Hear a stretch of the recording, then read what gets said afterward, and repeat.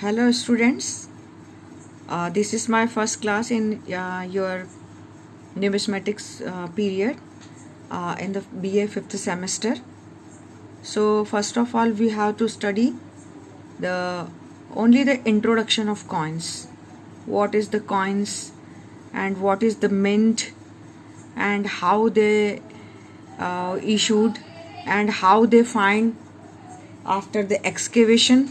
So here is first of all look at here the slides one, because more and more you have to study and more you have to read out the legends. In my previous lecture I have lot of the things I explained in the first lecture when I will take the common class. So I have told about the legends, what type of the legends and what is the legends. The students look at here the different types of the coins here, because it is the introductory class. So just I want to show you here the different types of the coins. So आपको बाद में पढ़ने में ये सुविधा होगी. आप देखेंगे इधर अलग अलग प्रकार के जो है सिक्के मैं आपको बता रही हूँ. सो हियर जैसे कहते हैं कि सिक्कों के दो पहलू होते हैं, और यहाँ पर आपको बहुत आसानी से दिख रहे हैं सिक्कों के दो पहलू. मैं आपको यहाँ पर पॉइंट आउट करती हूँ.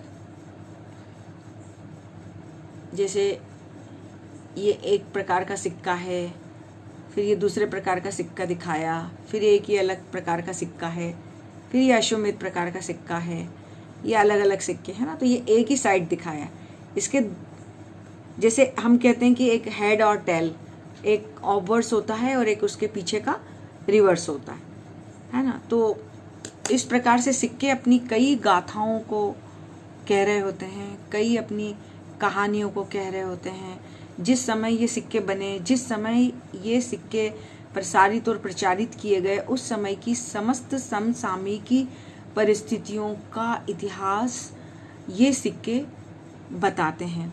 इसलिए प्राचीन भारतीय इतिहास के स्रोत के रूप में ये अलग अलग सिक्के अपना एक बहुत महत्वपूर्ण योगदान दे रहे होते हैं.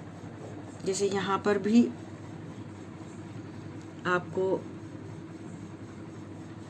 ये ऑबवर्ड्स और रिवर्स, जैसे ये अग्रभाग है सिक्कों का, ये पृष्ठभाग है, ये अग्रभाग है, ये पृष्ठभाग है, ये अग्र है, ये पृष्ठ है, फिर अग्रभाग है, ये पृष्ठभाग है. सो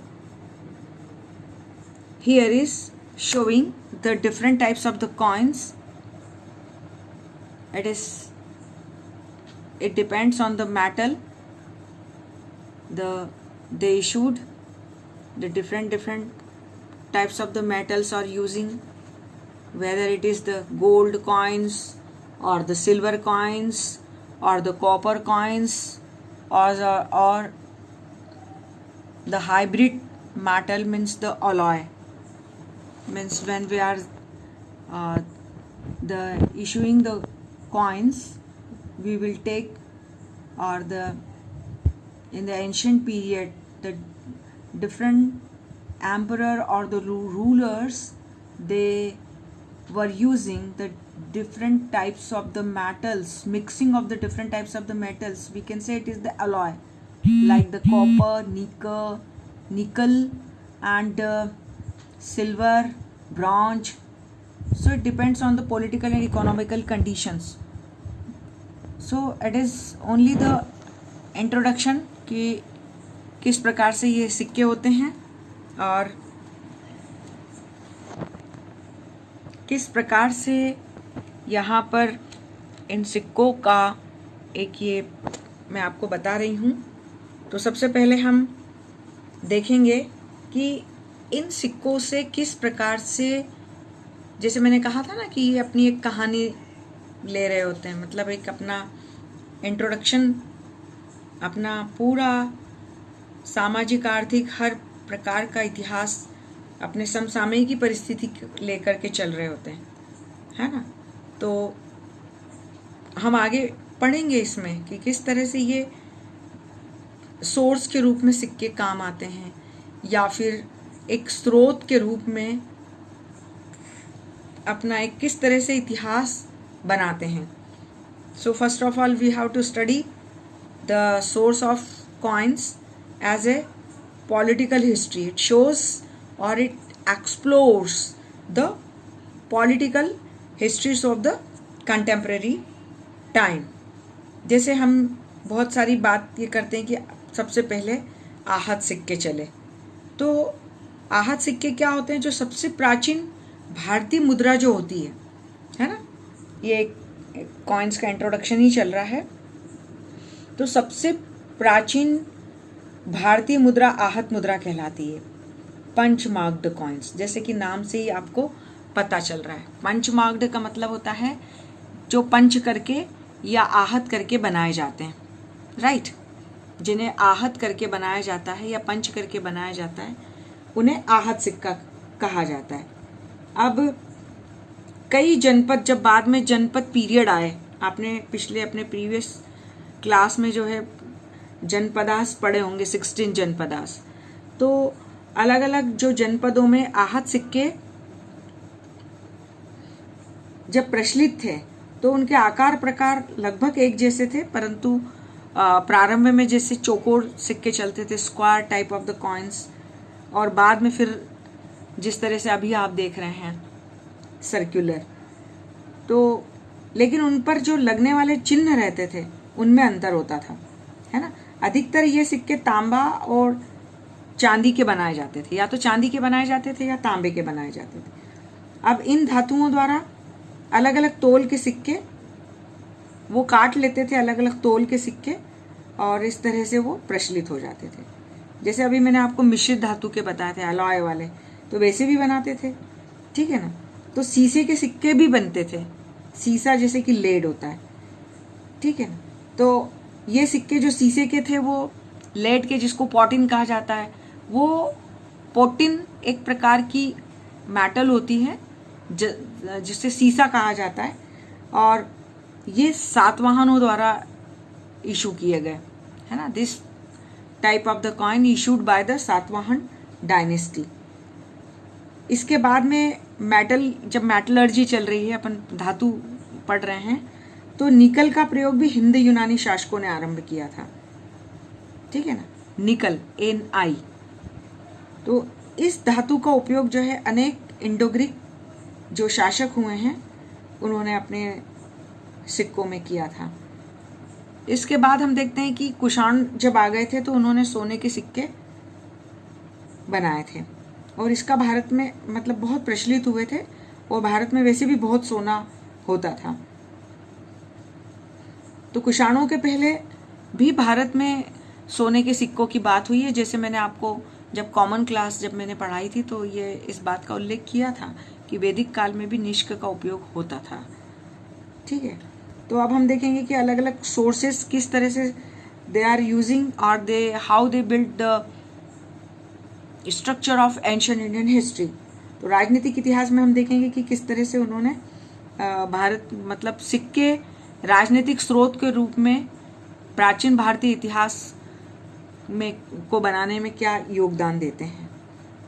जैसे आहत सिक्के, कई राजवंशों और गणों ने अपने अपने सिक्के प्रचलित किए जिनको हम जनपदीय सिक्के कहते हैं, और इन जनपदीय सिक्कों में कुछ विशेष प्रकार के ये चिन्ह बनाए जाते थे।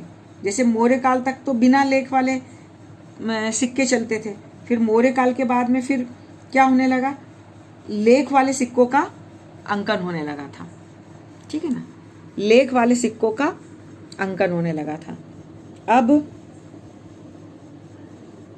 जैसे और हम आगे बात करते हैं कि पांचाल, मथुरा, अयोध्या और भी जनपद जैसे कौशाम्बी, विदिशा और उज्जैनी आदि क्षेत्रों पर स्वतंत्र रूप से शासन करने वाले जो राजा हुए तो उन लोगों के नाम भी होते हैं, नाम वाले राजाओं का भी कॉइन्स इशूड हुए हैं। And after that the different types of the commercial coins were also famous. It is called the Negama type of the coin. जैसे तक्षशिला जो जनपद का सिक्का होता था जिसको नेगम कॉइन्स बोलते थे, क्योंकि तक्षशिला आपको मालूम है जनपदी कॉइन है, ट्राइबल कॉइन से। अब ये एक प्रकार का क्या होता था, यहाँ पर बहुत व्यापार होता था। तक्षशिला एक नगर के रूप में जाना जाता था और व्यापार होता था, तो इसलिए व्यापार करने वाले जो श्रेष्ठीन होते थे जिनको कि नागम भी कहा गया है, तो जब श्रेष्ठी व्यापारी संघों ने जब इन सिक्कों को बनाया तो उन्हें निगम कहा या नागम कहा। तो व्यापारियों ने भी निगम प्रकार के सिक्के जो है अपने चलाए। कौशाम्बी में भी ऐसी निगम वाले सिक्के बहुतायत मिलते हैं। तो हमको इन सिक्कों से जो है ये ऐसी जानकारी मिल रही होती है, ठीक है ना। पंजाब, हिमाचल प्रदेश, हरियाणा, राजस्थान, यहाँ पर भी योधे, कुड़िंद, उदम्बर, मालव, अर्जुनायन, इस तरह आदि गणों ने स्वतंत्र रूप से हम देख रहे होते हैं कि शासन किया। और सिक्कों से इनका पता जो है हमको कैसे पता चलता है कि शासन किया, तो इनसे जो है हमको सिक्कों से पता चलता है, क्योंकि सिक्कों पर इनके नाम मिल रहे हैं हमें। ये सिक्के गणराज्यों की अलग अलग भौगोलिक सीमाओं को भी ज्ञात करते हैं, सहायक होते हैं, है ना। तो ज्योग्राफिकल कंडीशंस भी पता चलती हैं हमें कि कहाँ पर उनकी भौगोलिक सीमाएं हैं, ये भी सिक्कों से हमें पता चलता है। अब आप देखेंगे कि जो 3rd सेंचुरी BC में देखेंगे कि दक्षिण भारत में, अभी हम सातवाहनों की बात कर रहे थे, है ना, कि आंध्र प्रदेश, कर्नाटक और महाराष्ट्र के एक बड़े भूभाग पर जो है सातवाहनों का उदय हुआ। और इनकी पुष्टि जो है अभी हमने सिक्कों से की कि पोटिन नाम की धातु जो है इन्होंने यूज़ की है। और इसी तरह गौतमीपुत्र, इनका एक बहुत प्रसिद्ध राजा हुआ जिसका नाम था गौतमीपुत्र शातकर्णी।